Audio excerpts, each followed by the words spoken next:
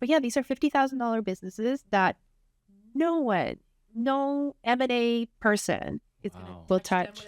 This is so interesting, Karla, because I invest in businesses, I get a lot of people calling me saying like, hey, if you come across like a small business that me and my husband or me and my wife are looking to, right? So like, I think the problem exists on both ends of on both sides. Do you know what's jumping into my mind right now? Uber. Yes. It's almost like, or Jiffy, or any of these apps. Like the unreserved, like that real estate company where people can list their business. Yeah. And then someone can grab it. Yeah. And there's something like that. Like I'm like, really? I'm shocked that there's nothing like that. All right, ladies and gentlemen, welcome very much. Thank you very much for joining us today. We are at the Millionaires Idea Vault, where our successful entrepreneurs here will be gifting away a wonderful idea that we've all thought of, or one of us have thought of. Together, we're going to build a business plan and offer it to the world. And so let's talk about our amazing guest today. Our main guest of the hour here is Mademoiselle Karla Briones. And welcome to the show. Thanks for having me. Yes. And you guys all know Richard, so let's talk about Richard here. And we got Natalie Esau, who is our surprise board of advisor members. And for those of you first time on the show, we always surprise our guests with another incredible entrepreneur to co-create this experience together. And today is Natalie. Natalie, thank you for joining us. Thank you. So we start with a little intro. Right? Intro. Works out. So we'll start with the intro. Karla, if you could tell us a little bit about yourself so the audience can know who you are, and then Natalie yourself, and then we just jump right into it. Yeah, so Karla Briones, originally from Mexico, so a proud immigrant to Canada. I am the owner of Global Pet Food, so a couple of shops here in the Ottawa area, in Canada and Hintonburg. And I've also dabbled into the food and beverage industry. I love, and actually my passion is to help other entrepreneurs with their businesses, particularly other immigrant entrepreneurs. And just recently, a year ago, launched a national non-for-profit organization, Immigrant Entrepreneur Canada, where we are creating programs and opportunities for immigrants to open, scale, or acquire. I wish I had one of those special effect machines, like cheering right now. Yeah. Like, It's awesome. Make that happen. Well, you could. That's it. Here we go. Can we hear it too? No, I can't. Okay. Edit that later. Okay, you can just... We'll have to set that up for next time. In the post. Put it in the post. All right. And I love that. Thank you, Karla. I mean, I know about this program, and I love it. I hope that our show can support it. Yeah, ditto. Mademoiselle Nathalie? My name is Natalie Esau. I own the Upkeep Shop on Preston Street in Ottawa. It is a day spa that has been outstanding, and we've really fought hard through the pandemic. During that time, I also ended up launching a skincare line that has been a huge success, and Tuan and I are kind of working on a few things behind the scenes with that, and trying to make it a global brand. And turns out we've worked together for years that didn't know it. And we never met. Right. Hey, let's talk about that. Yeah. We never met, right? Yeah, please. A Shanty Tea customer. Yeah. So part of her amazing spa, by the way. Yeah, part of the experience that we offer at the Upkeep Shop is that it is an experience. So it's not just about the service. And we offer our own signature teas that Richard, from his company, and we're just meeting for the first time today. I love That's because I know 12 years in the making. I won't take any credit. He's really invested in his business. Yeah. I know. We should just replace you with your wife today, I think. That's what you should have done, honestly. That's what you should have done. That's awesome. Well, welcome to the show, everyone. Richard, my bro, thank you for coming. And the boys here, thank you for supporting us and filming here. All right, Karla, let's jump to this. Richard, you want to lead this part? He's the best part. So I love to start by asking, not first, what is your idea? What is the pain you felt or the experience you had in order to come up with this idea? Okay. So I guess this is not going to be a surprise anymore after this show airs, but before the pandemic, my husband and I were thinking of selling one of our businesses. And because of the type of business that it is, it wasn't attractive to M&A companies because it wasn't large enough.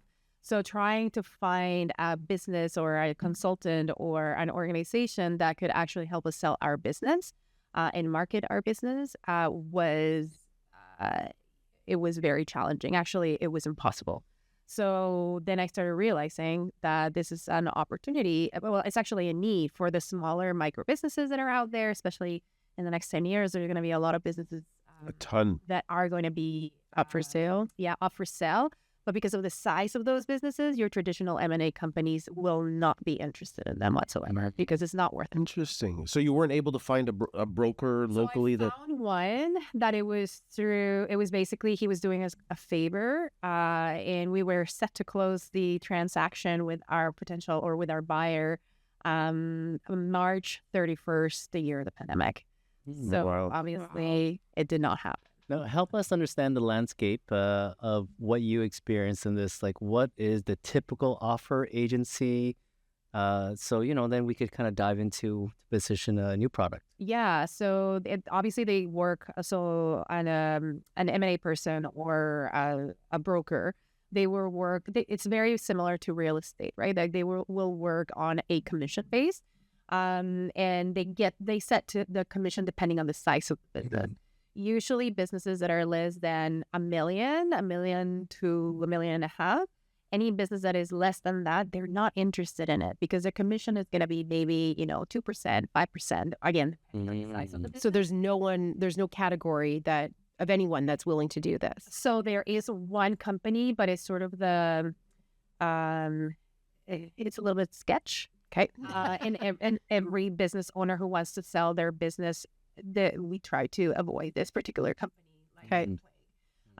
So the options are very limited, and the options right now are to try to find a buyer on your own and try to figure it out on your own, especially if you are, the micro businesses that maybe are selling for like $200K or $300K. Those businesses, not interesting for any of the M&A. So what happens at that point? Does the entrepreneur just dissolve their business when their lease runs A out? lot of the times, yes. So basically, That's such a shame. I'm seeing that a lot because I'm doing a lot of work with immigrants. Mm-hmm. So the number of emails that I receive from existing business owners who want to sell their business, saying, "Hey, do you know somebody, a newcomer, that wants to buy my business?" But that's not what I do for a living, right? Like I'm not a broker.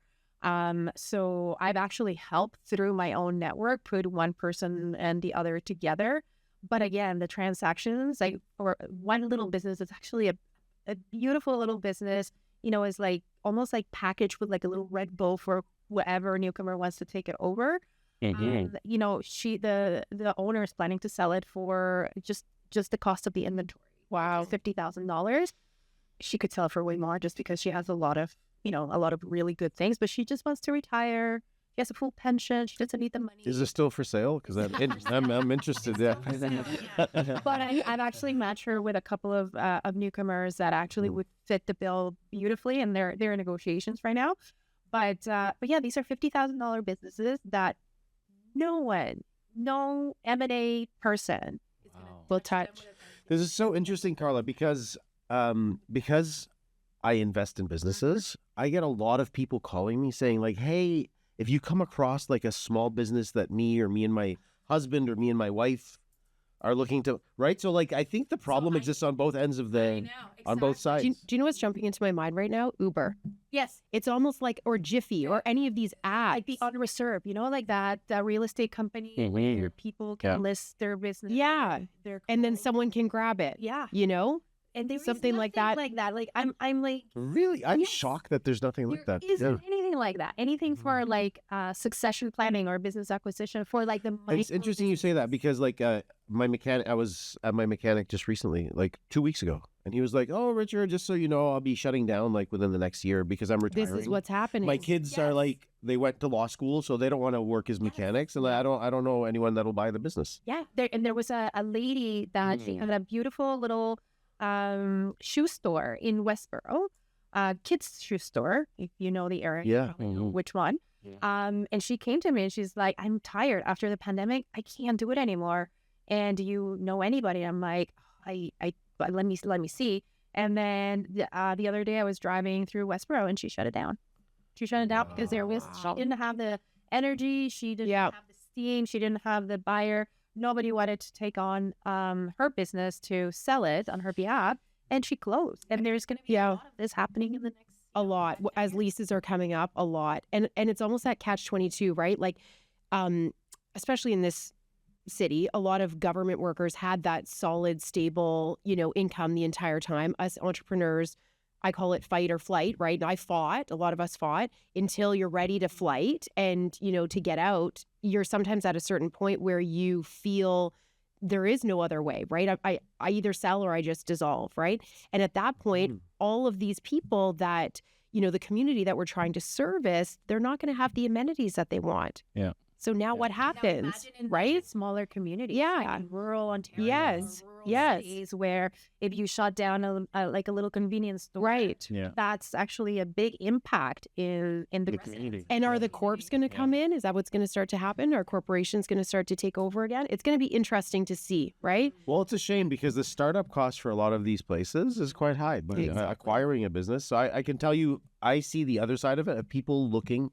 So I try to mentor and work with a lot of entrepreneurs.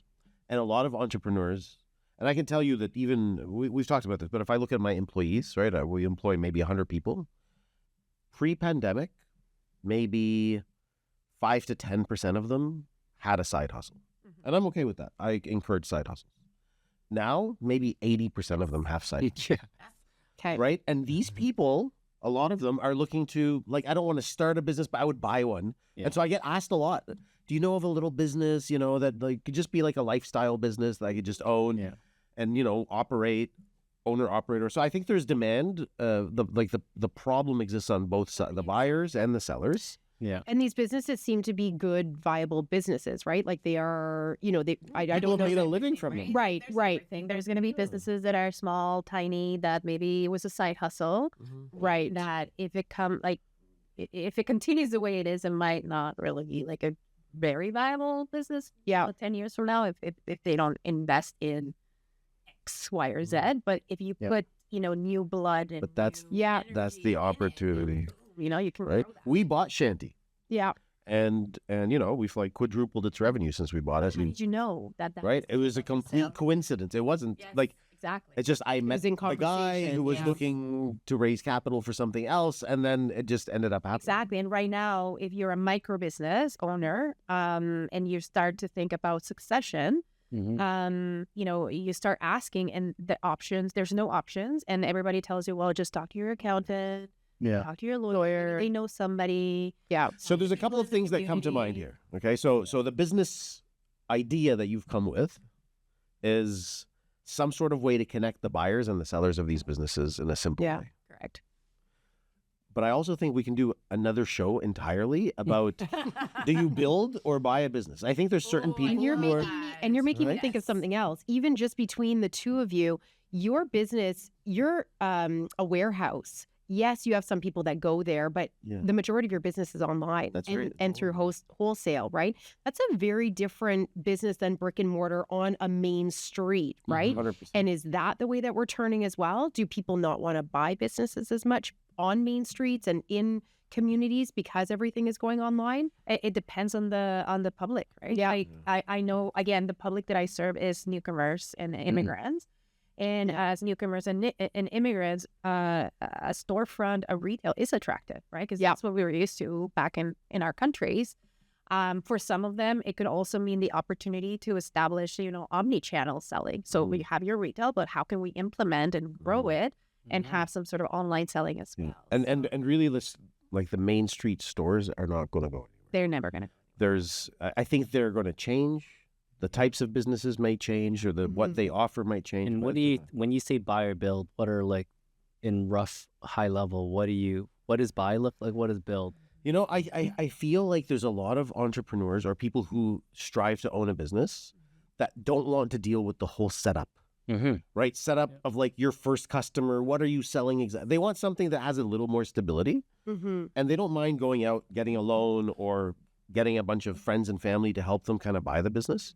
And there's some people who like want to just start something that's their baby, right, from scratch. I think we need to do a whole show about like identify what kind of entrepreneur you are. Yeah. But in this particular case, I freaking love the problem. I beyond love the problem. What I like about it is kind of like our last show is we can enter the market in so many different ways with different like audience, shall we call it, the immigrant audience. I actually just randomly thought of this this gentleman. I don't remember his name, but I met him through Billy Rogers, the Skip Manor guys. And this guy does gap year programs for kids that don't want to do. I forgot his name actually at the moment. I know he did a TEDx talk. Oh, really? Not? Yes, Oh, and cool. I know who you're Yeah. talking So about, yeah. really amazing guy. And I was at one of these offices where these students came to learn about a particular type of business, and they were from the Valley. I think most of these kids were from the Valley. They're interested in these types of businesses. They didn't, because they don't want to go the traditional university route. They don't want to go to Algonquin even. So when I spoke to these students, and then he asked me to be a speaker to them, like almost sort of on the fly, right on the spot. And I learned that they were looking at opening a mechanic shop. They're looking at opening up a storefront of some sort. One person actually really liked quilting and doing stuff with her grandmother, was inspired by her grandmother, and that's what she likes to do. And if she could run that. And at first they said Etsy store of some sort, but it's crazy. Like these kids actually want what we'll call a traditional small business, right? So, and I was curious, how big is this program? How many students actually want this? And where education is going even, it's going to be very interesting to see where that audience is more attracted to What they're attracted in terms to. of opportunities. And I think there's a huge market for this. Plus, we Huge. always say, do we think it's a massive market? I believe this problem is a massive market. Yeah, on both sides of the equation. So, And most people who are selling their businesses at that point, they've already made their money. They're not looking to get rich. Yeah. Like they just want the legacy that they've built, right? They want like the baby that they've grown is now, an adult. So they want it to continue. They don't want to shut it Some of them down. Just want to retire. Or they Like, just they're- want they just want to retire, and they just want to, right. like done, like just like they just want to live their New last, chapter. whatever, like years they have, and then just have somebody else take over their legacy. right. Only. So if you were to run with this right now, what are the pieces that you see in terms of execution? Like, how would you run with it?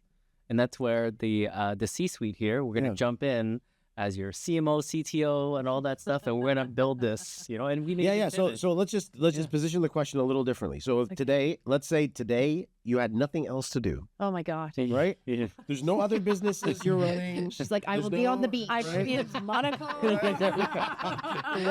Stop tempting That me. wasn't a good fail. Fail. That's where we need the red buzzer. Like, how would you start? Day one, what? Like, if you were actually going to build this business, what was the first thing that would come to mind? What was the first thing you would do? Yeah. So the first thing, obviously, that came to mind is how do we create a platform, right? So yeah, the app. Yeah. And again, kind of like being the unreserved, like that other company for real estate. Like now more and more people that are selling their homes, they're trying to avoid going the agent route. Yeah. Just because of commissions. But how do we create something that puts one and two together, and both parties get to learn what what is the due diligence that's required in order to sell a business and in order to buy a business. So here's the good news. That's the easiest part. So building that technology, like it exists. Like for $1,000, I can get that done for you. Okay. Like so the techno, right? It's we're doing the it. easiest. Yeah. It's the easiest, honestly. Yeah. Because the matchmaking. Think of like dating sites or This would say Uber the Uber or the Jiffy it's just or like- any of these. So those listing sites exist. You can buy them off the It's the shelf strategy. The- Wow. And then customize. and customize it, right? So I think the platform itself is going to be the easiest part of the process. And just because I'm in technology, so that to me that's the easiest part of the process. I think for someone who wants to take this and run with it, the hardest part is how do you now market or get to find all of these, like to let the little business owners know that there is a way for them to exit their businesses. And then to let people know that they can come to your website to kind of, and then figure out how do you make money from this whole transaction? What part do you facilitate? What Right. part do you send out? And what laws, rules, and regulations are there, around MLS and stuff, right? Like you have to list, and I don't know, I'm not a real estate agent, but there are different rules. But that's why I want to ask, like, I have a guess, in terms of how you would enter the market, but I don't want to guess it prematurely in case, So that's why, let's say we have the product, we don't have to build a platform, but who's the audience? Who is the audience that's going to bite on it, that you think is going to bite on it right away? Oh, okay. Well, obviously, I'm coming from a niche of immigrants, right? So I think that too. That's a. I'm not going to say an easy audience, but that's a. in a country where 25% of the people that make up this country are coming from different countries, and they're coming with, underemployed, but with great knowledge and passion and fire behind them to start this new life. Even right now, 30% of all small and micro businesses are owned and operated by immigrants. So to me, that is obviously, because I'm very passionate about that audience. I'm an immigrant, so I get that it. would be to me, that would be the perfect one of the perfect audiences, right? How do we create an entrepreneurship through acquisition mentality in that particular audience? And how do we provide them with not just like the different list of businesses, but then also how do we educate them so that they know what to look for a business. They're not just buying something that looks shiny and beautiful, but how do you actually the checklist, the due diligence? Yeah. Do you find the immigrants that are interested came from a business in their home country, or what are some profile markers that we know that this is even this particular type of immigrant are the ones that would be on our target? So the ones that are interested in purchasing businesses, absolutely 100%. I would say about 80% of them come from business backgrounds. Either their families own businesses or they had their own business in their home. So I think you touched on what I think the most important aspect of this is, which is not so much how do you get how do you connect them together, but how do you guide the seller and the buyer through the process of here's what you need to look at. Maybe the platform or the service includes some sort of like upload your QuickBooks or your financials, and then it helps define a valuation that seems fair or something. Like I think that's the hardest part. Yeah, it definitely. And it also, how do you keep that anonymity from the seller, right? Because sellers are so so careful of not divulging that they're selling that particular business of sale. Because as an owner myself, I remember when I was doing that due diligence as well, it was I didn't want my staff to know, right? Or your customers, or the community. That's right. If you decided to sell, you don't want that to be like, oh, there's like a for sale sign. There's just so much delicate information that as a seller, you want to make sure that you're not divulging that. But then as a buyer, you kind of need to know. So how do you, do we do this all electronically?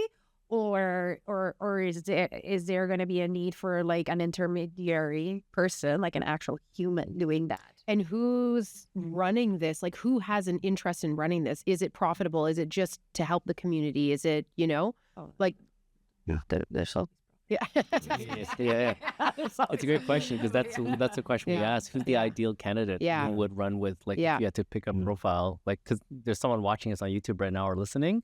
So we like to say, hey, if you're that type of person who's like loves beer, like, and this is an idea you want to run with, right? So any thoughts on who would be the ideal person to run this company?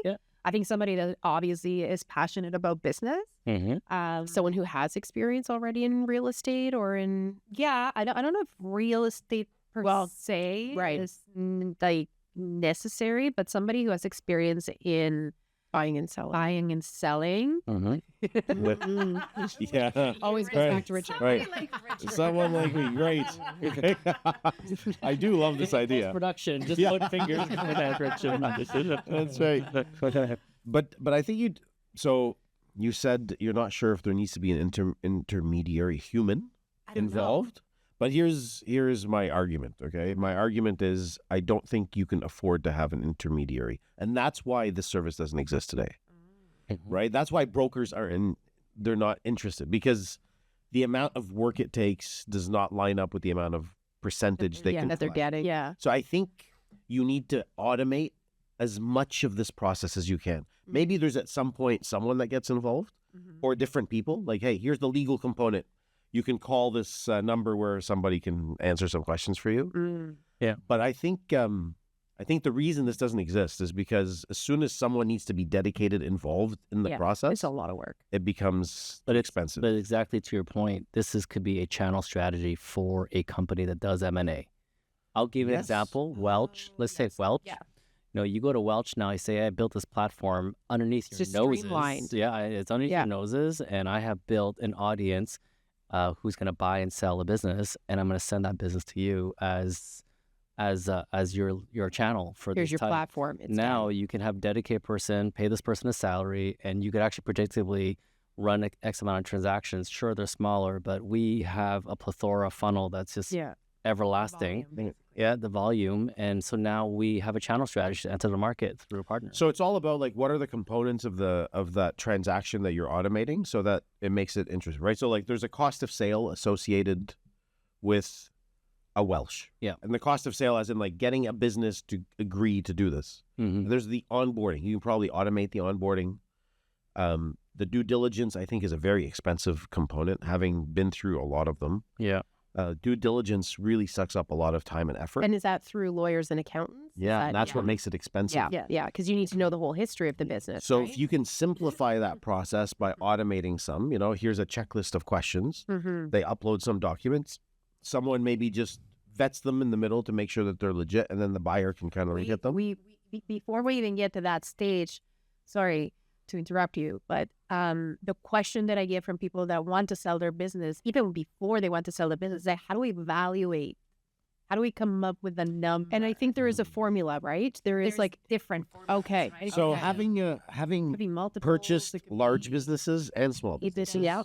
and like micro businesses, Okay. I've had the opportunity to deal with all of them. Anytime a business can run independently of its owners, the valuation is much easier. It is completely Increase. formula based, right? Yeah. It's like based on profit, based on revenue, based on a formula that combines all of Like those the things. EBITDA base. The challenge happens when it's an owner operator Mm-hmm. business that has, say, under $1 million in revenue. It's super hard to assign, like the valuation is very different. Yeah. Now, I think it's possible to come up with a formula that kind of would work, but it's sort of like the approach usually is like, what is the owner benefit? Mhm. So What do you mean, the current owner or the okay? that's how they. So like, let's say let's say you owned a business that sold pencils, right? And you customize these pencils. That's another business idea. You customize these Yeah. pencils, right? You've got a store, Never ends. It never ends. and you work in that business, right? And you work in that business. The way that's usually valued is like, what is the owner's benefits? Like, how much money do you benefit from at the end of every year? Okay. Both in terms of, there are benefits associated with it. Like some things can be expensed through the business. Yes. And then there's like a take home amount and then you might be dividending some money out. So like you try to figure out what the total owner benefit is, and then the valuation is like a multiple of that. Yeah. Right. So it's like 4 years of that. You might think I want 10 years of that, but like the buyer's like, I will But give it you also 3 years depends of on that. the industry, right? Exactly. 'Cause in brick Completely. and mortar is usually like a 2.5 to 3 month time. Yes. Or you can If you're lucky. Yeah. negotiate, Yeah. So it varies per industry. So depending on the industry, and that usually has to do with like what is the upside potential and the risk of it like just kind of screeching to a halt. So the valuation could absolutely, I think you could ask some questions to help them figure out what the So valuation. what are your thoughts about this? So this makes me think of Andrea when we had her on the show. We asked about how does someone value a dental practice, remember? Yeah. She publicly Maybe finds that's a different business. yeah. So I mean, we talked about we dove into that dental Okay. space. Exactly. We had 3-4 different ideas that came out of that show alone, actually, but we went with 2, right? We Yeah. had 1 divide 2. But I think it'd be pretty neat to have a discussion. Whoever's taking this idea is discuss with a CBV, a Certified Business Valuator. Although I have my comments about them, but let's not go there. But it would be great to see is there a I won't say general, but let's say general template that kind of can apply to a particular set of types of businesses, because then at least we know that when we offer this in our platform, it is not going to be reviewed as a BS, like, you're just here to get my email address kind of trap magnet, right? This is actually a legitimate set of calculations that gives the business owner a sense of what the value of this person's company is worth. And you it's enter the different, market yeah. with, let's say, on our street, on Preston, there's mainly restaurants, right? And so just looking at what is there is we enter the platform with the tools for those particular businesses, and we enter with those businesses first. Sure, the other ones might not be get the right valuation as clearly, but at least we have the most affordable way to offer the solution to hit as many business possible, just to enter the market. Does that make sense? 100%. I don't know if I spoke too much there. But no, but some, as you're talking, here's what came to mind in terms of valuation. Like, valuation is difficult because it's worth what someone's willing to pay. That's always it. At the Okay. end of the day. Yeah.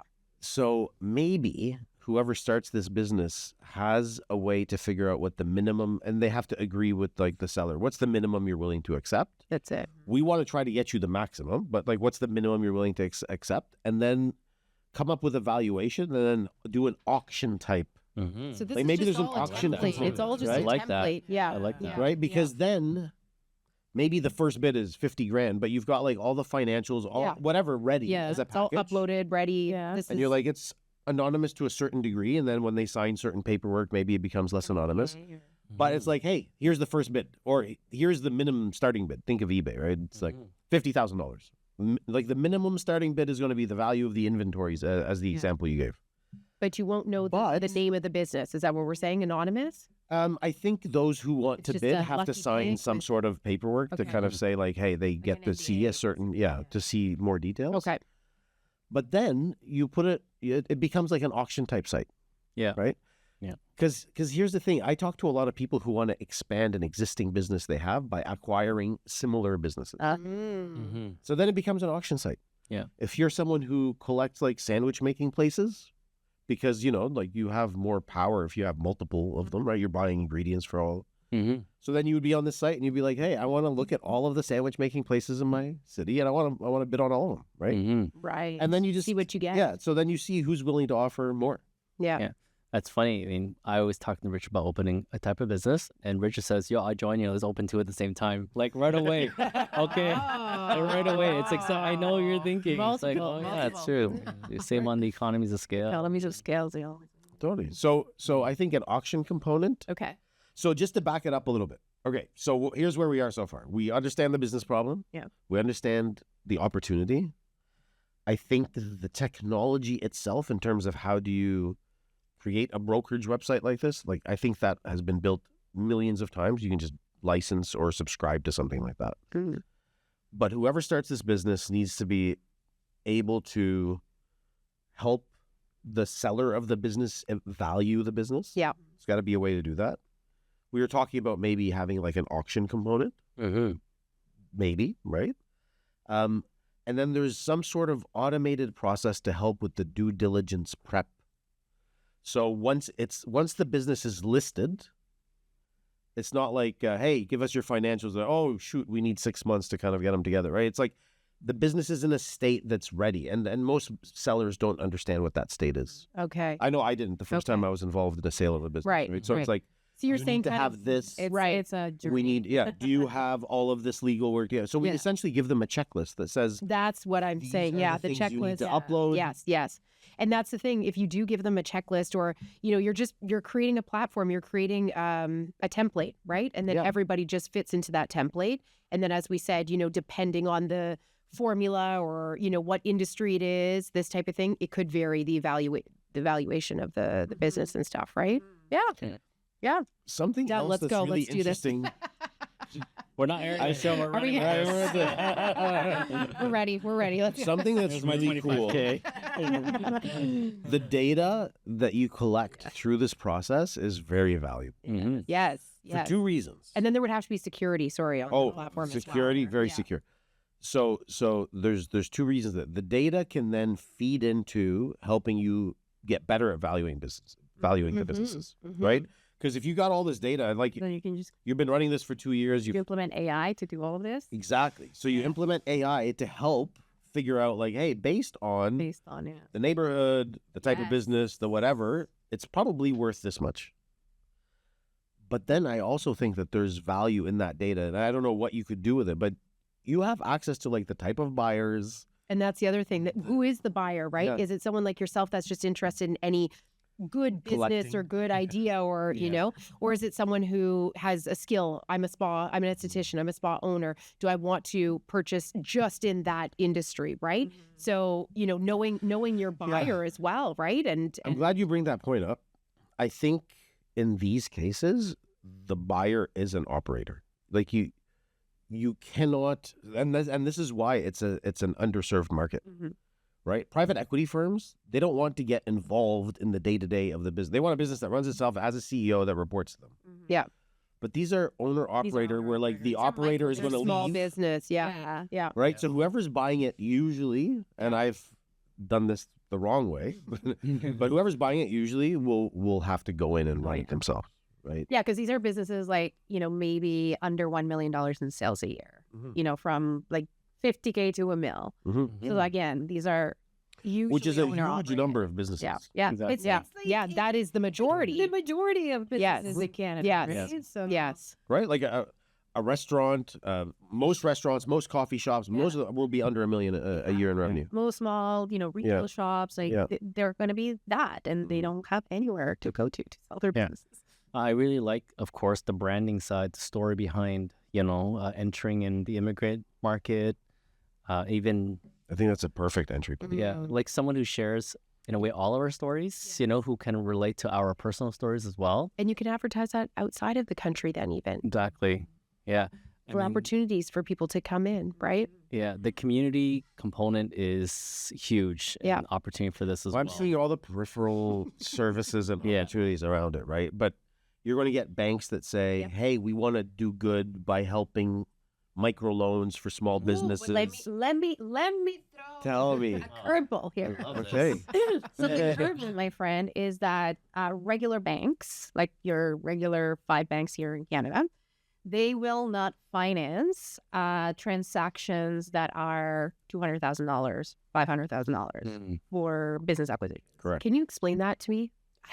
I would love to. Okay. But I have no clue why the hell they're not willing to do that. So your only option. It's just a risk benefit. Like the benefit is It's too risky for them. the risk right? is too high, the benefit is too low. So your options, as if you want to purchase a business and the business is, $150,000, a nice micro little business that is making money. Yeah. And it's $150,000. Your only options are either, your Home equity line of credit. home Okay. equity line of credit, or BDC. But BDC comes at like an 11% Okay. interest rate. And that's why they do like the vendor buyback and this type of Exactly. thing. Okay. I don't know enough about it, so I'm Yeah. learning more, but yeah. Exactly. So the options, And then you're of at risk financing At that are point to yeah. Okay. That's why I think if this kind of business starts making money, it can get into the loaning business. exactly. Yeah. Yes. All right. Yes. Yeah. That's the real. It's I think that's like a V2. venture. It's a That's right. venture. It's a venture capital. 100%. And you're so. Not only will we Yes. help you find a business, we will finance it. Yeah. exactly. Yeah. Right. Yes. Wow. That's exactly. Totally. That was my goal. Yeah. Yeah. So really the Totally. ultimate need. Because if you're a newcomer as well, Yeah. you come here with zero credit history. Yes. And your chances of actually getting financing to purchase an existing yes, business in the zero. first 3 to 4 years that you've landed in Canada. Yeah. Yeah. Yeah. I think being a financing arm, V2 would be great, like having financing arm. We know some companies that offer financing to their customers. I'm not sure if I should mention too much about it, but we could talk about this offline. Not sure if it's fair for the viewers. Yeah. But there are companies who are very large. These are billion-dollar businesses that are offering financing options, but the customers do feel, I have never seen a real testimonial where the financing arm is actually serving the business owner. All right, it's just it's another revenue stream for them. Right. Yeah. Agreed. Yeah. And that's a huge hurdle. So this company helps people have businesses, and they're doing very well, and they have a financing arm now to. But it's high them. interest rates or But it's high interest, and there's a few other components. Gino might come on visit. Gino might come to visit. Hey, we got 2 cash registers here. Yeah, CRA and the family. But yeah, so I think, and these companies, and one in particular, they are actually trying to go back to their main focus of their business. But I would say, You know? even though that is a hurdle / opportunity, that doesn't stand in the way of this business. idea. Exactly. I think Like you can spin up this business idea and support people who do have the money to buy those businesses. Yeah. But I think as a version 2 or as an add-on, it would be amazing if you can come up with like a Kiva type micro loaning Exactly. offering where it's not even to make money. It's just like we want to make sure that we don't lose money out of this pot. but we want to help people with no credit history, with no whatever, buy businesses that are a good match and kind of get going, right? Mm-hmm. Yeah. I think there's a whole cool like giving back component that could be added to this. Yeah. Again, how I see it is we just get better and better at supporting small businesses and buyers come together and pursuing that life, right? Mhm. If the finance vehicle comes in, great. Right now, if I were to build that business plan, it would be to partner with a company like Kiva, for example, right? It's really creating partnerships so we could stay focused on getting better at the community side and becoming a global voice, and creating that Totally. impact, right? And then we know these people have spent 30 years on the financing side and bringing money from all over the world at this point now, right? And even like dealing business with value-added taxes globally when your e-sale is going all over to 400 countries, when there are 400 countries in this world, when we get there, right? Like you're gonna deal with that, right? Yeah. And there's organizations that do payroll. The nomad, the guy who we interviewed, the nomadic dad guy, he does insurance for remote teams. And insurance policies are very different from country to country. Right. So Right. I would partner with them instead of, I know it could extend, you know what I mean? So that's where So you got to stay focused. So where we are now is like technology is not that hard. I think the due diligence component and how you automate that, whoever wants to run with this really needs to spend time figuring that out and maybe working with experts. Like I would say the main components are going to be finance, legal. Yeah. I think it's finance and legal. Really. Yeah, I just don't from earlier. Finance and legal. And having So then that template has to be created of all the steps and, to help with the valuation. the valuation, So then the next step is, how do you market something like this, right? Because even someone who wants to work really hard and hustle and call, like you can only have so much reach. Mr. Marketer, BDC through. how would you market this? Like, So we have like the not the funding to market, but the actual marketing. That's what I'm saying, though. Through programs on their website, different, or the BIAs, or the community whatever, right? Different, Yeah, I mean, I would sort of co-create this with Karla here because we are both very involved with our own immigrant communities, our set of immigrant communities. That there are many partnership organizations we can partner with because the audience is already there.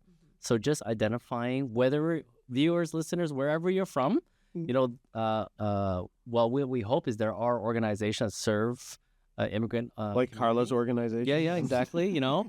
Wink, wink, wink, right?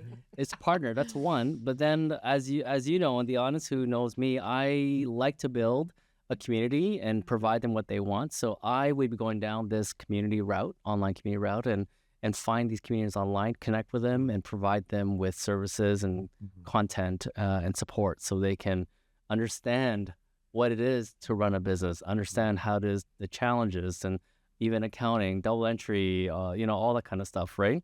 So that's what I would do is while creating direct partnerships with immediate access to, shall we say, the audience that's already looking, right? And then having early discussions with potentially like the Welches of the world saying, hey, listen, let's bring over your CBV. This is what we'll hire you to help us with this part since you don't care about this market. So I'll hire you for it. Yeah. Help me create it. Bring in someone who's got some IT person, build a little platform, right? And then accountants can advertise on the platform and different, people that are involved in. Yeah, because there's so many business. accountants that also serve, like our accountant is small service. Serves us specifically, right? Most of the restaurants that in our space is served by this one accountant. Yeah. All right. So I think we've all been through that, right? So that's how I do it. Like there's an audience already. That's what's not difficult. We're not building a new category here. Yeah. So I would say let's find the audience, partner, get the information out, and then build the organic content because I believe the story and the brand is what's going to create everlasting sustainability. Exactly. Right. So I'm usually the one that tries to keep us focused. Today you're keeping us focused, but I'm going to expand again just for a second. Right. I can't get over like the opportunity of helping immigrants that have no credit history to be able to buy businesses. And I have an idea of how to do that. Okay. Would that be a separate idea? Well, I said that kind in a of good way. related. Okay, I mean, I think. I like this. Okay. So I have a lot of I have a lot of friends, and in our network, we know a lot of people who want to invest in stuff like this. Okay, so you could have almost like a fund that buys the business and matches them up with the appropriate. Buys the business. Okay, okay, so people have so the invested business- so let's say in I'm- Looking for CEOs, basically. Right. yeah. So I buy the business and then I match it up with an immigrant who's the right fit Yeah. Oh. with a plan that they will buy Purchase. it back over a period of time. Right. And I make my money by Yeah. Well, making that the is uplift of amazing. the interest, right? And Yeah. then this organization has the mentors, Yeah. all of these, right? Like So something like that exists in the U.S. Oh, really? yeah. Okay. It's called the new venture capital or something like that, which Okay. is to help Super cool. underrepresented. Yeah. Because some people have people. money Right. that they want to put in, but they don't have the time, and other people have the time and want to have a job, right? Exactly. So And then there's some Yeah. sort of plan where Yeah. it's like, hey, Transfer I'm not ownership. going to be greedy. I want to make some money. Yeah. But I want to Also give the help. opportunity for that person to be able to kind of prove themselves. amazing. I will help them build the business, and then they buy it back over time. right? Yeah, and it's basically an opportunity to give underrepresented people Mhm. an opportunity for have generational wealth 100%. and be supported in the entire process. And first they're CEOs, Mhm. and then they start buying back. Totally. Yeah. They're CEOs with access to support, and I think that's the Exactly. key. Support. That's what it is. Mhm. There you go. It's very, very new. It's a very, very new venture in the U.S. And I've been keeping my eye on them for the past year. Wow, I thought I was brilliant idea. No, but it's brilliant. It's been done. Feels like a been private done. equity, but with heart. Private Yeah, equity yeah, for with heart. Yeah, with coming with love and caring. So that is Yeah. a whole other like angle. Yeah. Okay, we'll just bring that back. But back to the core business. Okay, so I love your idea, Karla. I love it. Same. And I think same. the barrier to entry is actually not that high for someone who wants to start this up. Mhm. It'll take Yeah. some work. It'll take some planning. But it's not like you need $1 million or $500,000 or whatever. To right? get I the think platform going. I think you can put the technology platform in place. You could probably get help from. There's a lot of organizations that will provide like financial like accounting advice or legal advice for free or whatever. Someone if someone with the right attitude, I think can get something like this off the ground pretty easily. Yeah. Yeah. I mean, we like to try to throw a random number every now and then, $5K for someone who's like willing to super hustle as a startup capital. Yeah. I would say, Yeah, I think 5K? Yeah. Seriously? Yeah. Oh, wow. To start the Yeah. to start this business. Oh yeah, less. No way. Oh, totally. yeah. Totally. In fact, I think, but I have some ideas already. But it I would think be the marketing, I think, that would cost. I think for $200 a month, you can rent this platform. Okay. I think it already exists, but You like white label it or what? Yeah. Okay. Yeah. or you buy an existing one that's already been built. There are companies. So there are companies. I don't want to say India only, but all over the world. I know because I've used them. Mhm. And so what they've done is they've built an Uber Eats. They've built Skip the Dishes. But they're like to be private labeled. Mhm.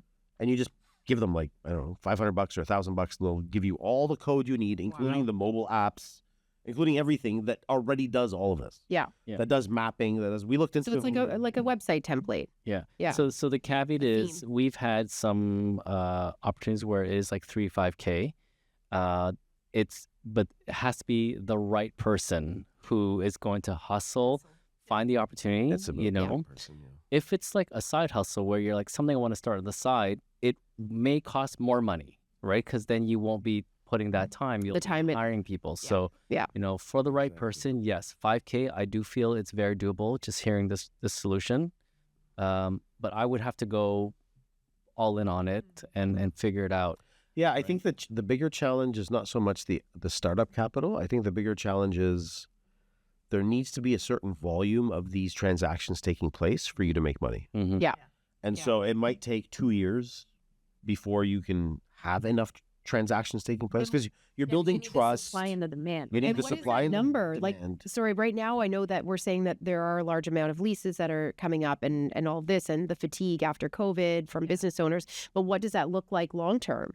So Is that- so the Canadian, what is it called? The Canadian Association of Small Independent Business Owners, they've actually said that it's a $10 trillion Wow. problem in the next 10 years. Okay. It's not just because of COVID, it's just because of baby boomers retiring. Yes. Having absolute Yes. succession planning. Yeah. So it is, and it's something that even in the US, they're looking at, and Wow. Canada, like everywhere, Wow. because there Huge is problem. a lack of succession plan. And now if you start to talk about, industry, the farming industry, that's a huge one because Mhm. kids don't want to continue being farmers. Right. Yeah. So Right. like, how do you help all of those different industries? I'd love my daughter to become a farmer.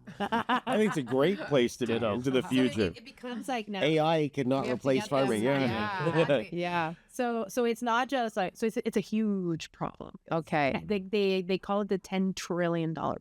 Wow. Yeah. Wow. Amazing. I think this is a brilliant problem, brilliant idea. So I think so back to like startup capital. I don't think it's a huge amount of startup capital, but I think you need to be patient. I think it's going to take a couple of years before you build enough momentum. I mean, maybe someone can do it faster, right? But you need enough momentum of people selling and people buying. And you need to remember that even if you started this business today and you had thousands of sellers and thousands of buyers that magically knew about you, Yeah. that first transaction is going to take 6 months. Mhm. Like it takes time. Yeah. These transactions are slow, Yeah. right? It's not like, oh, you go on the website, you buy it, you give them the money, it's done. Like there's a Yeah. whole There's process. buy, sell, dance. So whoever's going to start this needs to have that But patience. the good news is there is an audience that's ready to put money on the table. There is. And if we automate a lot of the things, and we may actually shorten the that. amount of time Yeah. because I we're think so. doing it through right now, like how we You're do it right guessing. now. Yeah. Even like when we hire a broker, everything goes through the broker, through your lawyer, through your accountant, and like the back and forth is so Oh yeah, it is. that Right. if we create a way to And I would say automate a because lot of it, and the like, smaller ones, it's even slower because you're like not as important to them. Yes. Right? Oh my So- God, yeah. This Yeah. is always, Oh, yeah. yeah. Yeah. I was a little, Right, the little totally. guy with this broker, so Right. I remember.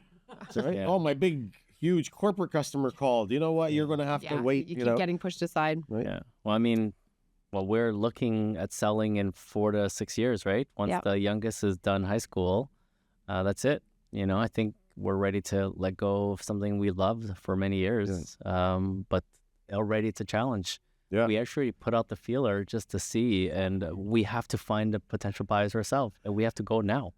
Dude, I think what we're hearing outside is drumming and excitement about this idea. Yeah. People are like, let us in. we don't need this post-production crap. We got the stuff outside. Yeah, they're excited about it. I think we did a great job today. No, I think this was awesome. So Wow. I think you can land the plane. No, I want you to land the plane today. I'd like you to land the plane Okay, today. I love this idea. I really do.